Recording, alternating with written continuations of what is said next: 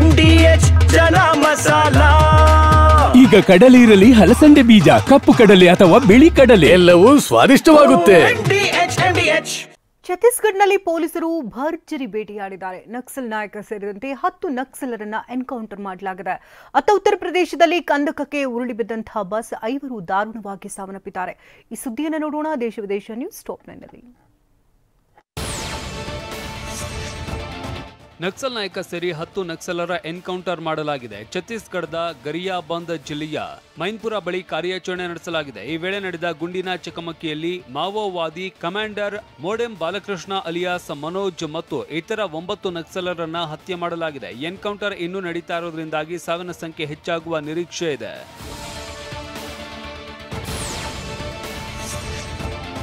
ಪ್ರವಾಹ ಪೀಡಿತ ಉತ್ತರಾಖಂಡಕ್ಕೆ ಪಿಎಂ ಮೋದಿ ಭೇಟಿ ನೀಡಿ ಮಳೆ ಹಾನಿ ಪ್ರದೇಶಗಳ ಸಮೀಕ್ಷೆ ನಡೆಸಿದ್ದಾರೆ. ನಿನ್ನೆ ಡೆಹ್ರಾಡೂನ್ಗೆ ಭೇಟಿ ನೀಡಿದ್ದ ಪ್ರಧಾನಿ ಮೋದಿ ರಾಜ್ಯದ ಅಧಿಕಾರಿಗಳಿಂದ ಮಳೆ ಹಾನಿ ಬಗ್ಗೆ ಮಾಹಿತಿ ಪಡೆದುಕೊಂಡ್ರು. ಬಳಿಕ ಸಂತ್ರಸ್ತರ ಜೊತೆ ಮಾತುಕತೆ ನಡೆಸಿದ್ರು. ಆನಂತರ ಕೇಂದ್ರದಿಂದ 1200 ಕೋಟಿ ರೂಪಾಯಿ ನೆರವು ಘೋಷಿಸಿದ್ರು. ಸಂತ್ರಸ್ತರ ಜೀವನ ಪುನರ್ ನಿರ್ಮಿಸುವುದಕ್ಕೆ ಒಟ್ಟಾಗಿ ಕೆಲಸ ಮಾಡೋಣ ಅಂತ ಕರೆ ನೀಡಿದ್ದಾರೆ.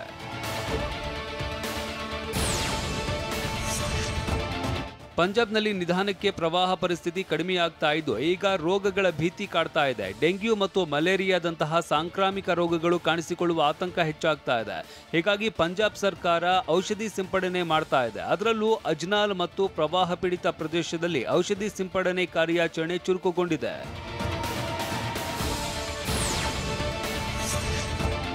ಕಾಂಗ್ರೆಸ್ ಸಂಸದ ಗೌರವ್ ಗೊಗೊಯ್ ಪತ್ನಿಗೆ ಪಾಕ್ ನಂಟಿದೆ ಅನ್ನೋದು ದೃಢಪಟ್ಟಿದೆ. ಈ ಬಗ್ಗೆ ಅಸ್ಸಾಂ ಸಿಎಂ ಹಿಮಂತ ಶರ್ಮಾಗೆ ಎಸ್ಐಟಿ ವರದಿ ಸಲ್ಲಿಸಿದೆ. ಕೈ ಸಂಸದನ ಪತ್ನಿಗೆ ಪಾಕ್ ನಂಟಿನ ಸಂಬಂಧ ತನಿಖೆ ನಡೆಸೋದಕ್ಕೆ ಅಸ್ಸಾಂ ಸರ್ಕಾರ ಎಸ್ಐಟಿ ರಚಿಸಿತ್ತು.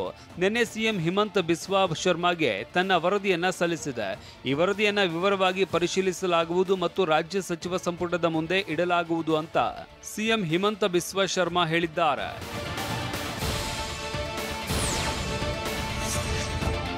ಭಾರತದ ಪ್ರವಾಸದಲ್ಲಿ ಇರುವ ಮಾರಿಷಸ್ ಪ್ರಧಾನಿ ಡಾಕ್ಟರ್ ನವೀನ ಚಂದ್ರ ರಾಮಗೋಲಂ ನಿನ್ನೆ ವಾರಣಾಸಿಗೆ ಭೇಟಿ ನೀಡಿದ್ರು. ಇದೇ ವೇಳೆ ಪ್ರಧಾನಿ ಮೋದಿಯನ್ನ ಭೇಟಿಯಾಗಿ ದ್ವಿಪಕ್ಷೀಯ ಮಾತುಕತೆ ಕೂಡ ನಡೆಸಿದ್ರು. ಭಾರತ ಮತ್ತು ಮಾರಿಷಸ್ ಸ್ಥಳೀಯ ಕರೆನ್ಸಿಯಲ್ಲಿ ವ್ಯಾಪಾರ ನಡೆಸೋದಕ್ಕೆ ಕ್ರಮ ಕೈಗೊಳ್ಳಲಿದೆ ಅಂತ ಇದೇ ವೇಳೆ ಮೋದಿ ಹೇಳಿದ್ರು. ಇನ್ನು ಇದೇ ವೇಳೆ ಮಾರಿಷಸ್ ಪ್ರಧಾನಿ ಪ್ರಸಿದ್ಧ ಗಂಗಾರತಿಯಲ್ಲಿ ಭಾಗಿಯಾಗಿದ್ರು.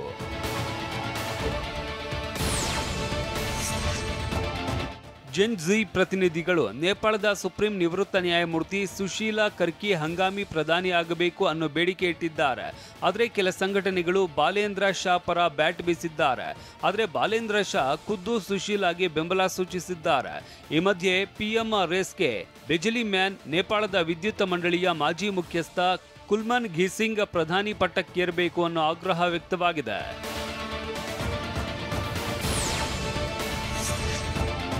ಈ ಮಧ್ಯೆ ನೇಪಾಳದ ಯುವ ಸಮೂಹದ ಕೆಂಗಣ್ಣು ನೆಪೋ ಕಿಡ್ಸ್ ಮೇಲೆ ಬಿದ್ದಿದೆ.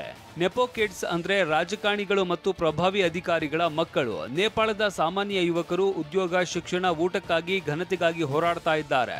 ಆದರೆ ನೆಪೋ ಕಿಡ್ಸ್ ಸಾಮಾಜಿಕ ಜಾಲತಾಣದಲ್ಲಿ ದುಬಾರಿ ಬಟ್ಟೆಗಳನ್ನು ಹಾಕೊಂಡು ಐಷಾರಾಮಿ ಜೀವನ ಶೈಲಿಗಳನ್ನು ಪ್ರದರ್ಶಿಸ್ತಾ ಇರೋದು ಹೋರಾಟಗಾರರನ್ನ ಕೆರಳಿಸಿದೆ.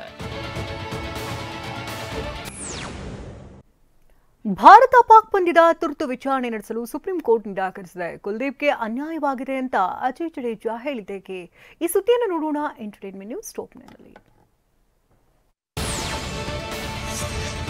ಯುಎಇ ವಿರುದ್ಧ ಅದ್ಭುತ ಬೌಲಿಂಗ್ ಮಾಡಿದ ಭಾರತ ತಂಡದ ಬೌಲಿಂಗ್ ಬಗ್ಗೆ ಪ್ರಶಂಸೆ ವ್ಯಕ್ತವಾಗಿದೆ. ಈ ಯಶಸ್ಸಿನ ಶ್ರೇಯ ಟೀಂ ಇಂಡಿಯಾ ಬೌಲಿಂಗ್ ಕೋಚ್ ಮಾರ್ನೆ ಮಾರ್ಕೆಲ್ಗೆ ಸಲ್ಲಬೇಕು ಅಂತ ಶಿವಂ ದುಬೆ ಹೇಳಿದ್ದಾರೆ.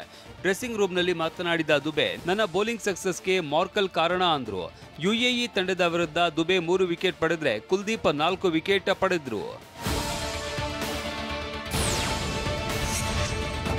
ಯುಎಇ ತಂಡದ ವಿರುದ್ಧ ಅದ್ಭುತ ಬೌಲಿಂಗ್ ಪ್ರದರ್ಶನ ತೋರಿದ ಸ್ಪಿನ್ನರ್ ಕುಲ್ದೀಪ್ ಯಾದವ್ ಅವರನ್ನ ಮಾಜಿ ಕ್ರಿಕೆಟಿಗ ಅಜಯ್ ಜಡೇಜಾ ಶ್ಲಾಘಿಸಿದ್ದಾರೆ. ಆದರೆ ಈ ಪಂದ್ಯದಲ್ಲಿ ಕುಲ್ದೀಪ್ಗೆ ನಿಯಮಿತವಾಗಿ 4 ಓವರ್ಗಳನ್ನು ಬೌಲ್ ಮಾಡೋದಕ್ಕೆ ಅವಕಾಶ ನೀಡಬೇಕಾಗಿತ್ತು. ಆದರೆ ಅವರಿಗೆ ಅನ್ಯಾಯವಾಗಿದೆ ಅಂತ ಹೇಳಿದ್ದಾರೆ.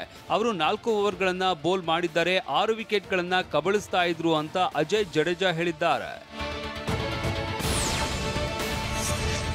ಏಷ್ಯಾ ಕಪ್ನಲ್ಲಿ ಇವತ್ತು 3ನೇ ಪಂದ್ಯ ನಡೆಯಲಿದೆ. ದುಬೈನಲ್ಲಿ ನಡೆಯಲಿರುವ ಈ ಪಂದ್ಯದಲ್ಲಿ ಪಾಕಿಸ್ತಾನ ಮತ್ತು ಒಮನ್ ತಂಡದ ಮಧ್ಯೆ ಪಂದ್ಯ ನಡೆಯಲಿದೆ. ಈ ಮೂಲಕ ಪಾಕಿಸ್ತಾನ ತಂಡ ಒಮನ್ ತಂಡದ ವಿರುದ್ಧ ಕಣಕ್ಕಿಳಿಯುತ್ತಾ ಏಷ್ಯಾ ಕಪ್ನಲ್ಲಿ ಅಭಿಯಾನ ಆರಂಭಿಸ್ತಾ ಇದೆ. ಏಷ್ಯಾ ಕಪ್ನಲ್ಲಿ ಪಾಕ್ ವಿರುದ್ಧ ನಡೆಯಲಿರುವ ಪಂದ್ಯಕ್ಕೆ ಭಾರತ ತಂಡದ ಆಟಗಾರರು ಪ್ರದರ್ಶನದತ್ತ ಗಮನ ಹರಿಸಬೇಕು ಅಂತ ಭಾರತ ಕ್ರಿಕೆಟ್ ತಂಡದ ಮಾಜಿ ನಾಯಕ ಕಪಿಲ್ ದೇವ್ ಹೇಳಿದ್ದಾರೆ. ಭಾರತ ತಂಡದ ಆಟಗಾರರು ಆಟದ ಮೇಲೆ ಗಮನ ಹರಿಸಬೇಕು, ಅವರ ಬಳಿ ಉತ್ತಮ ತಂಡವಿದೆ ಅಂತ ಕಪಿಲ್ ದೇವ್ ಹೇಳಿದ್ದಾರೆ.